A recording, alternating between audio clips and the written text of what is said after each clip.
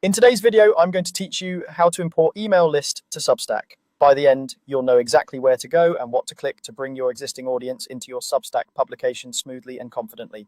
First, open your preferred web browser and go to substack.com. If you aren't already signed in, log into your account and make sure you're in the publication where you want these subscribers to live. If you manage more than one publication, double check the publication name in the top area of your dashboard so you don't import to the wrong place.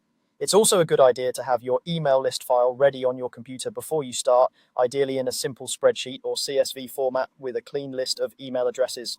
Next, look to the left side of your Substack dashboard and click Subscribers. This opens the area where you manage your audience. Here, you can see your current subscriber count, recent signups, and any segments you've set up.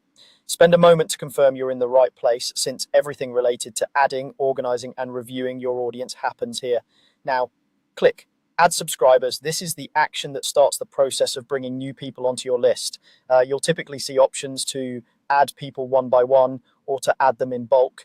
Since we're focusing on importing a list you already have, we're going to proceed with the bulk option, which is faster and helps you keep your data consistent as it comes in. Finally, on the Add Subscribers by Upload section, click Upload. Your computer's file picker will open. Select the file that contains your email list. Keep the file simple. A clean set of emails in a single column usually works best. If your file includes names, that's fine. Substack will do its best to align columns it recognizes. After you choose the file, confirm the upload. Substack will process the import and add those subscribers to your audience. Depending on the size of your list and your internet connection, this might take a moment.